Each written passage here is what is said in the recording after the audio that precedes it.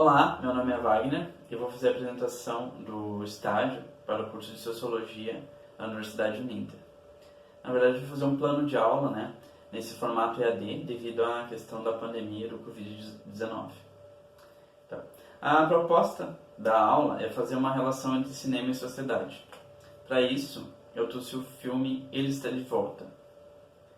Esse filme ele é baseado num livro de Tamor Vermes, que foi escrito em 2012 e foi adaptado para o cinema pelo David Winning. Então, esse filme ele conta a história na verdade ele faz uma relação, um paralelo, como se Hitler saísse da Alemanha em 1945, no final da Segunda Guerra Mundial, e aparecesse aqui no século XXI. Ele vai narrando, tecendo de como seria a relação do Hitler não sabendo, que estaria no século XXI, e como seria a reação das pessoas a essa figura, a figura historicamente conhecida. Então, o filme começa com Hitler acordado, meio assustado, assim, não sabia muito bem onde estava. Ele começa a circular pela cidade ali.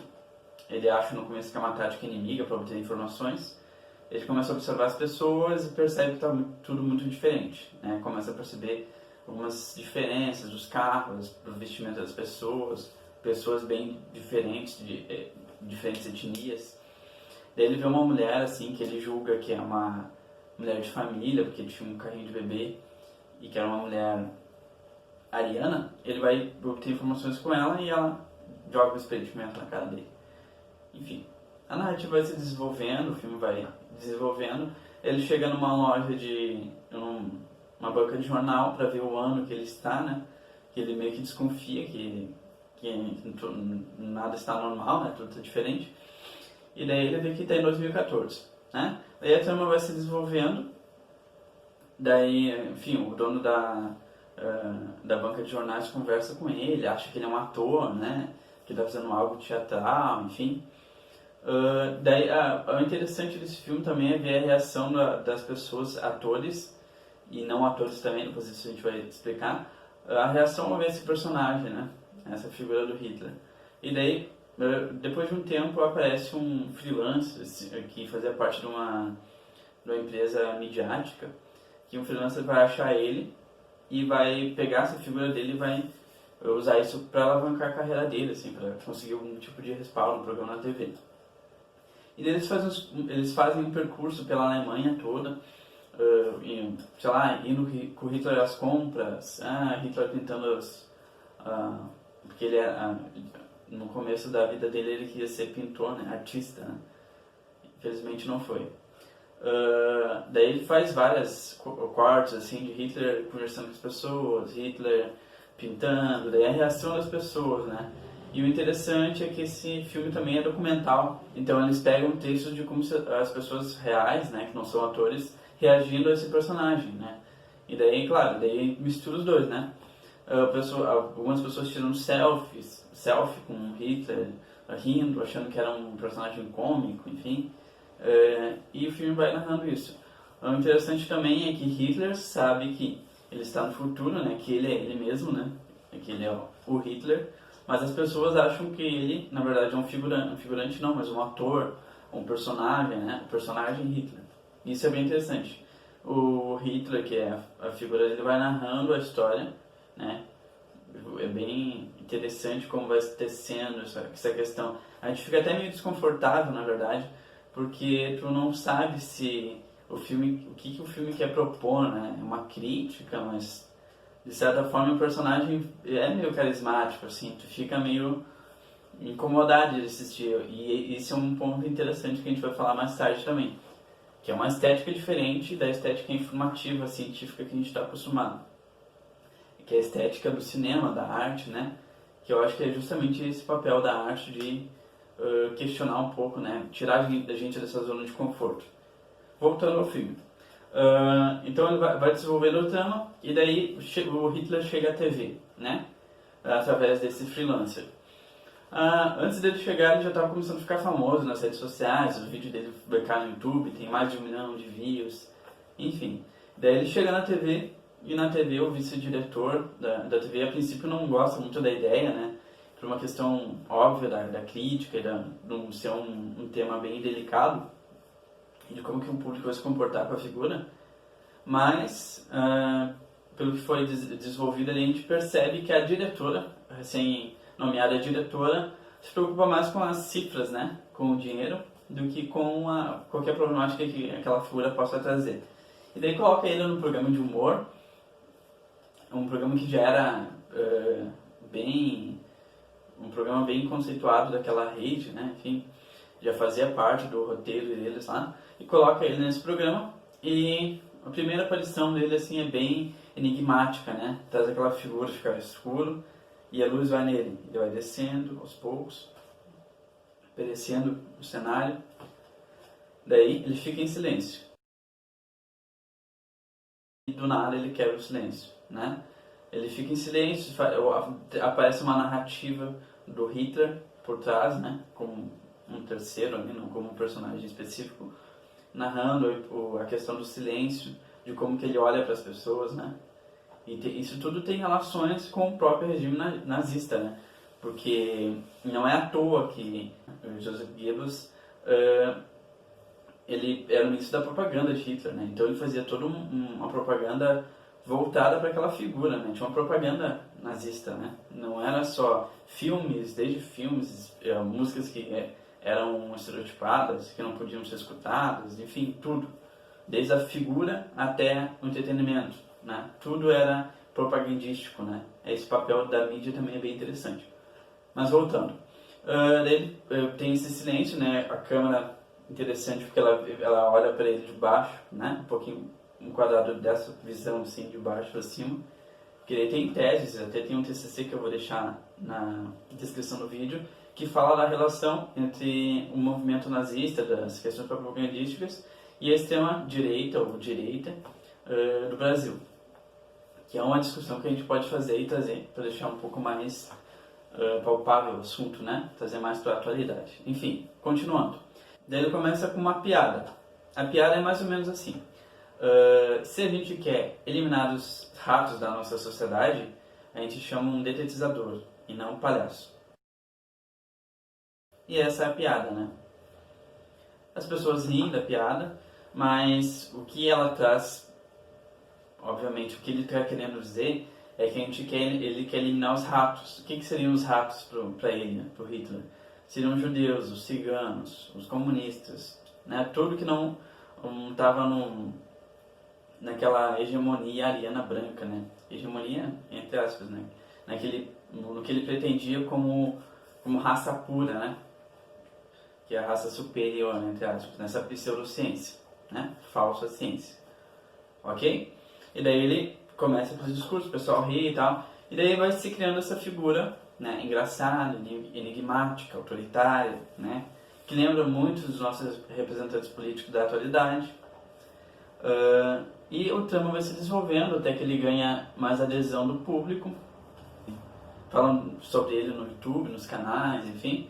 Ele começa a ter repercussão, né? Até que ele começa a escrever um livro lá também, um segundo Mein Kampf, né? Falando sobre como que ele apareceu ali, enfim, apareceu do nada. E daí o cineasta que foi quem lançou ele, vamos supor assim, né? No mercado, ele começa a perceber que na verdade aquela figura ele não personificação, mas ele é o Hitler mesmo, né? Ele é o Hitler. Então ele questiona a diretora sobre isso, enfim, vai no hospital lá que o Hitler está no momento, questiona a diretora, ele fica meio enfurecido, assim, porque ele sabe da preocupação que é ter um ser que nem esse, talvez num regime, no poder político, né?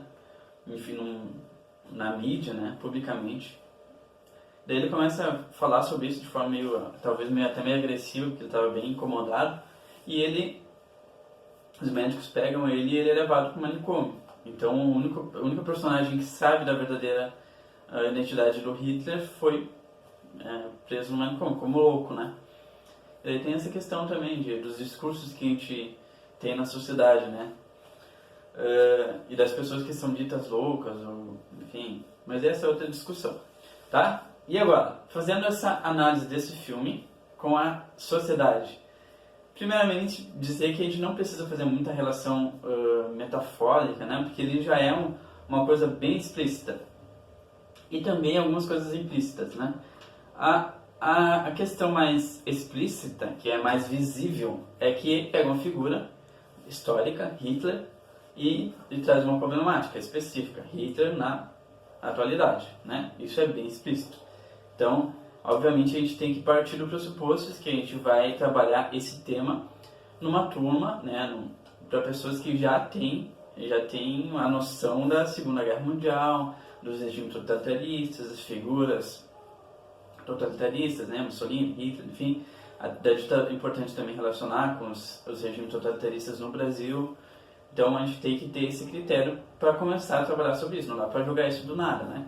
A gente tem que ter um contexto ali, tem que ter um critério para desenvolver o tema, tá? Mas seguindo, primeira coisa explícita, Hitler, história e a sociedade atual, tá?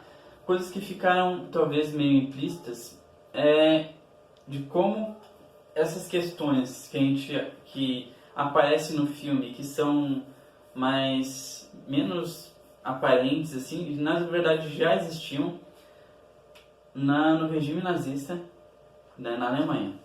Por exemplo, essa questão de uma figura autoritária, ela não é nova, né? Da nossa adesão a uma figura autoritária. E aí a gente pode, fazendo uma questão mais ampla e ampliando para questões científicas e bibliográficas da nossa disciplina, que é Sociologia, que também trabalha com o âmbito filosófico, histórico, trazer um autor muito importante para esse tipo de compreensão, que é o Theodor Adorno. Theodor Adorno, da Escola de Frankfurt, que a gente chama, ele vai se debruçar muito sobre a questão dos regimes totalitários, né? Ele fala sobre essa relação nossa que a gente tem com a autoridade, que é uma relação de, às vezes, querer se ver num personagem específico, num personagem de poder, né? Que representa poder. Daí a gente pode fazer outras ramificações aqui. O pensamento de Freud, que também influenciou o Adorno, fala dessa figura paternal, né? Esse ser que de certa forma a gente odeia, mas a gente se vê nele também. Daí tem aquela questão do Édipo, falando rapidamente aqui, né, do Édipo. Édipo Freud pegou essa metáfora do Édipo, que é da cultura da mitologia grega, para explicar nossas pulsões, pulsão de amor e pulsão de morte, que eles chamam de amor e ódio, né? Não de morte é outro, de amor e ódio. Então a gente tem como objeto de amor a nossa mãe, na verdade não é só a mãe, né? É a relação com o outro sexo, né? Com o sexo diferente, que seria a mãe, e a relação de ódio que seria com o nosso pai, que a gente quer matar nosso pai e ter uma relação mais íntima com a figura da mãe, tá? E é importante a gente debater que não é a pessoa, é a figura, ok? Não é o pai, mas a figura de poder. Aí que tá? Não vamos entrar em detalhes sobre a mitologia do Édipo, mas pegando essa metáfora, tá? Então, o que é essa relação que o ser humano cria com uma figura autoritária, né? O Adorno, ele já mostrava algumas tendências da propaganda nazista feita lá pelo Joseph Goebbels, né? Por todo aquele aparato nazista do poder. Algumas questões que ele falava sobre questões materiais e questões mais simbólicas, talvez, né? Questão material, o discurso desses líderes autoritários, como a gente percebe no filme também, a gente faz a relação aqui com Hitler, mas pode fazer a relação com outros personagens da contemporaneidade, como o Trump ou mesmo o Bolsonaro aqui no Brasil, não fazendo nenhuma questão, uma apologia a nenhum tipo de corrente política específica, mas pensando nessas figuras como características em comum, muitas características em comum que definem um padrão específico, tá? Pra gente conseguir compreender. A questão material, discurso racional e motivos irracionais. O que significa isso? Tu fala um discurso racional, a gente tem que mudar isso aí, né? Eu acho que muitas pessoas já ouviram esse discurso, mas vamos pensar assim, faz uma crítica a alguma coisa específica, como aparece no filme. A Alemanha tem muitos problemas, o desemprego está aumentando, existem doenças, as pessoas são apolíticas, né? As pessoas não têm vontade de participar do poder da política, do debate político. Começa a falar algumas coisas que são racionais, né? Que a gente percebe na nossa vida, que a gente, com uma análise superficial da sociedade, a gente consegue chegar a esse ponto, né? Mas ele parte de uma outra premissa irracional. Qual que é a questão irracional? Porque a Alemanha está com problemas, porque tem desemprego, uma questão anti-institucional também, né? Nossos líderes não estão sendo eficazes, enfim. Por isso, qual que é o motivo disso? Então, são os estrangeiros que estão vindo. O motivo é a miscigenação das raças. O motivo é os comunistas. Então, a gente pode pensar em vários motivos que eles colocavam como problema, né? Questão dos estrangeiros, comunistas, enfim, tudo que vai contra os famílias e os costumes. Eles pegam esse bode expiatório, esse vilão, né? Essa é a questão de bode expiatório como aquele que vai servir então de pressuposto, né? Como vai ser o foco do problema, então aquele que a gente vai atacar. Mas essa questão também, esse bode expiatório também é revisto por alguns pensadores. A Hannah Arendt, ela vai falar sobre isso, sobre essa teoria do bode expiatório, né? Que não é bem assim também. Mas vamos seguindo, a gente vai chegar lá. Então, Adorno coloca essa questão. Primeira questão material do discurso racional por motivos irracionais, né? A própria mentira, porque colocar os problemas como pressuposto, por exemplo, na Alemanha nazista, os judeus como problema, na verdade é uma mentira, né? Porque os judeus tanto faziam parte da questão econômica, que estava bem inserido na Europa como um todo, eram comerciantes, banqueiros, enfim. E daí a gente pode trazer aqui um debate que a Hannah Arendt faz, que também já foi feito por Freud, por Adorno também, que é o ataque aos judeus, esse sentimento antissemita que a gente chama, ele ficou mais forte, na verdade, quando os judeus começaram a ficar mais parecidos, né, entre aspas, com a cultura europeia, com a questão ocidental, né? Então, quando os judeus começaram a ficar mais parecidos, que eles começaram a ser mais atacados, na verdade. Quando os filhos dos banqueiros e comerciantes conseguiram fazer parte do setor intelectual, da cultura alemã, começaram a ser cineastas, professores, enfim, intelectuais, escrever obras, né? Já faziam isso, mas começou a se expandir, né, essa cultura. Daí que eles começaram a atacar os judeus, né? A eles que eu falo é todo o Estado, porque, querendo ou não, o Hitler, assim como outras figuras de autoritárias, tiveram um grande apoio da população. Então não foi uma coisa assim unívoca, não. Foi um regime autoritário, mas foi um regime que ele teve muitos adeptos na grande parte da população, ok? Isso a gente pode chamar o que o Freud chama de narcisismo das pequenas diferenças. O que significa isso, né? Significa que quando o outro é muito parecido comigo, mas não é exatamente eu, a gente cria uma tentativa de se diferenciar, né? De se diferenciar e estigmatizando o outro, né? Estigmatizando é o quê? O que é estigmatizar? É colocar uma marca, né? A palavra estigma já vem assim, colocar uma marca social no outro. O outro é uma coisa específica. O outro é esquerdista, ou direitoso, ou comunista, ou burguês, ou judaico, ou não sei o que, né? A gente cria uma representação do outro negativa, quase sempre. Então a gente cria uma figura do outro. Assim, o Vladimir Safra, que é um pensador brasileiro, ele fala assim, ó, o que a gente odeia? A gente não odeia, sei lá, o russo, ou o americano, sei lá, o húngaro. A gente odeia o argentino, aquele que é quase igual a gente, que fala quase o mesmo idioma, que joga futebol também, não tão bem, né? Dos anos pra cá talvez jogue melhor. Então o que a gente odeia, ele dá esse exemplo do argentino, né? Então isso seria o narcisismo das pequenas diferenças, né? O quase parecido com a gente, tá? Não querendo entrar nessa questão muito psicológica, mas ela é importante também para ver como que as massas aderem a esse discurso autoritário, tá? E repetição de fórmulas pequenas, né? Porque mesmo Hitler, o regime propagandístico de Hitler já fazia isso, utilização de fórmulas muito simples, né? Por exemplo, temos que mudar alguma coisa, mudança já, formas bem simples, poder ao povo, né?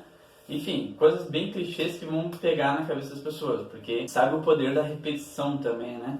Isso é uma questão bem importante. Duas coisas então, fórmulas bem específicas, né? Repetidas várias vezes, e o conteúdo racional na teoria e irracional, se a gente for ver ele com mais profundidade, tá?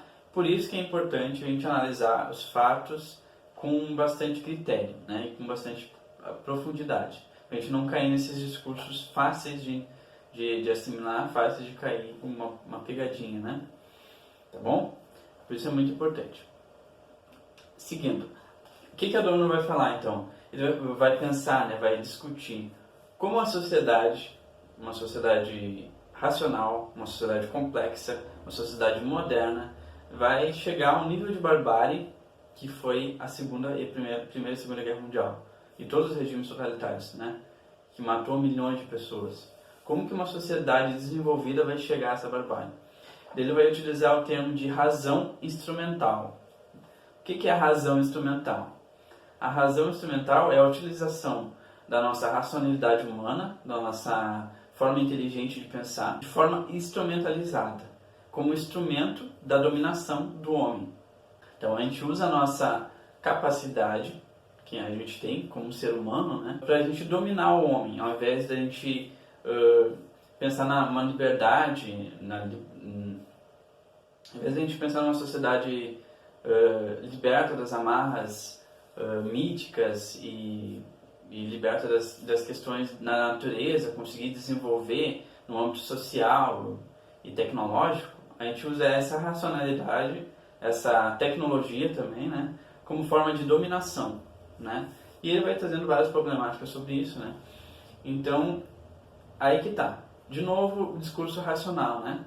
Sempre aquela questão da razão, né? A utilização da razão, da racionalidade, assim como a pseudociência fez, falsa ciência, porque ela pega pressupostos e modula, modifica eles para eles parecerem verdadeiros, só que por trás ele mascara o viés ideológico que ela tem, né? Por exemplo, a ideia pseudocientífica de que brancos, arianos são mais desenvolvidos intelectualmente, enfim, têm mais habilidades do que negros ou do que outras raças, ou do que existem raças que são superiores às outras. Essa é uma ideia pseudocientífica, né?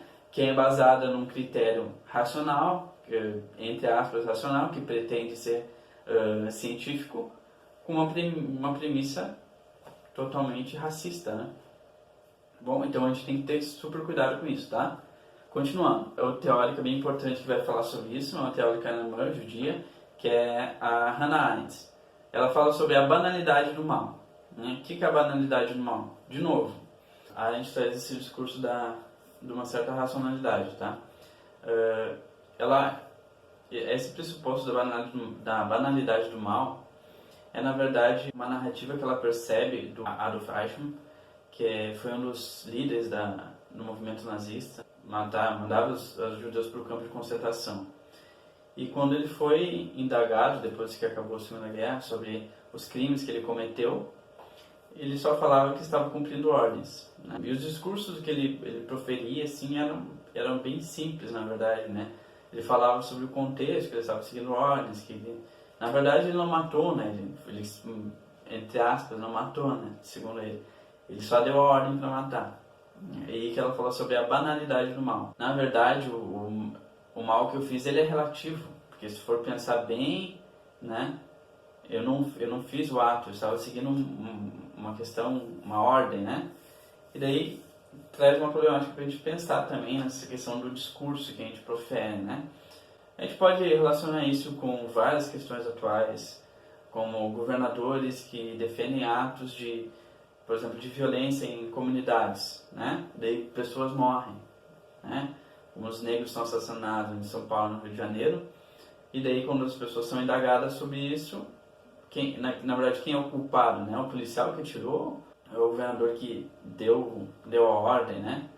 Ou o presidente, ou o Estado, né? Então, aonde está, né? Quem é o ator da causa do mal, né?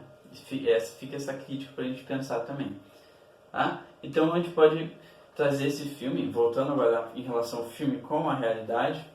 Esse filme então ele faz essa crítica, né? De forma bem meio cômica, meio documental, meio irônica, faz essa crítica à nossa visão do mundo ainda bem conservadora, né? Essa nossa forma de ver as figuras do poder, né? Como que isso não mudou muito, na verdade. Como que a gente percebe essas figuras, né?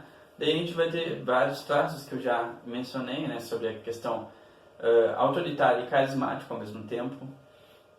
Uma figura que expressa poder e liderança, né? Uma figura que preza a determinados costumes muito específicos, que fala frases, padrões, clichês padronizadas, repetitivos, né? Que pode elencar com figuras contemporâneas também. Então, eu acho que esse filme é bem interessante, mas voltando sempre à questão, né? Como é um conteúdo cinematográfico, né? A gente está acostumado a pensar o cinema meio hollywoodiano, né? Aquela ideia romântica do cinema.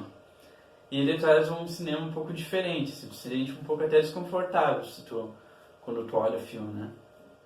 Então a gente tem que sempre ter cuidado a utilizar isso em sala de aula, né? Em fazer esse debate com um grupo, para ficar bem claras as coisas, né? Para a gente analisar os fatos e deixar as coisas bem claras, tá? Então essa foi a minha análise do filme e eu compartilho com vocês. Espero que tenham gostado e vai ficar todas as indicações de leituras e as referências que eu tive para fazer esse vídeo aqui na descrição embaixo do vídeo, tá bom?